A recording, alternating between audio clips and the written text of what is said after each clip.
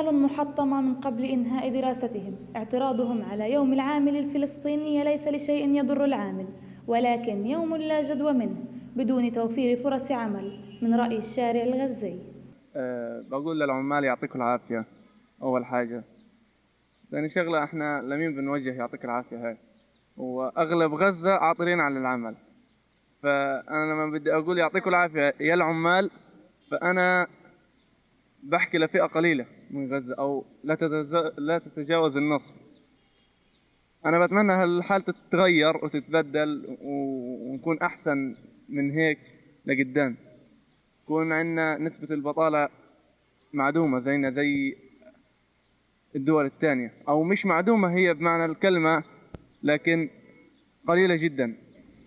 بحب أوجه رسالة أول إشي مش للعمال، للحكومة. الحكومة عنا بشكل عام اللي كانت الحالية أو السابقة أو اللي قبليها، بقول لك الحصار ما الحصار. طب إيش دخل العمال في الحصار؟ هل الحصار هو اللي يوقف العمل؟ هو يوقف وظائف؟ ما دخلها. الحصار ممكن يوقف بعض البضائع، بعض يعني الأشياء معينة، مش العمل.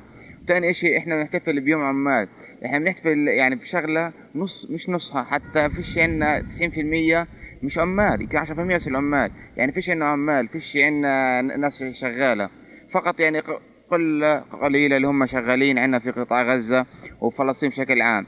تيجي الحين مثلا تتخرج، يعني أنا مش متوقع إنه توظف بعد ما أتخرج. يعني حابب أنا أخلص بكالوريوس أدخل على الماجستير، ويمكن حتى على الماجستير يمكن ما توظفش على الماجستير. يعني أنا الشعب الفلسطيني يعني أسمى أمني وظيفة، وحتى الأمنية هذه صارت مش محققة. بعد ما كنا بدنا فلسطين وبدنا القدس نتمنى وظيفة والكهرب، مشاكل كتير في قطاع غزة. يعني مهما نحل مشاكل مش هنحلها، حتى الحكومة مش هتقدر تحل مشاكلنا، الحين مشاكلنا رب العالمين وبس. شعارات رنانة يستخدمها الخريجين العاطلين عن العمل، كلمات وجهت للقلة القليلة العاملة في غزة. شح في فرص العمل، 4 مليون فلسطيني عاطل عن العمل، ولا حياة لمن تنادي. أنا سعيد لولو، خريج إعلام وعلاقات عامة من جامعة الأزهر من عام 2007. طبعا تخرجت من الجامعة ولحتى الآن ما اشتغلتش، حتى الآن ما لقيت أي فرصة عمل. قدمت هان وهان لحتى الآن برضو ما لقيت. طبعا يمكن عشان أنا مش ابن حزب فلان أو فلان، ما طلع لي وظيفة أو طلع لي بطالة أو إلى آخره. أنا لحالي، أنا شاب من هالشباب، آلاف الشباب، عشرات الآلاف من الخريجين العاطلين عن العمل، كلهم بدوروا على عمل. لحتى الآن ما حدا اشتغل. كلنا بندور على شغل. طبعا مشاريع صغيرة بصراحة.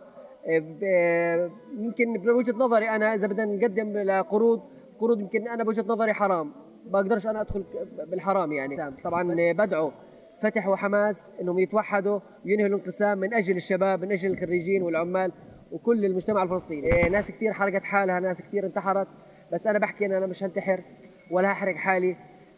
كل واحد كان بإيده يساعد الشباب وبدوش يساعد راح ينحرق في نار جهنم.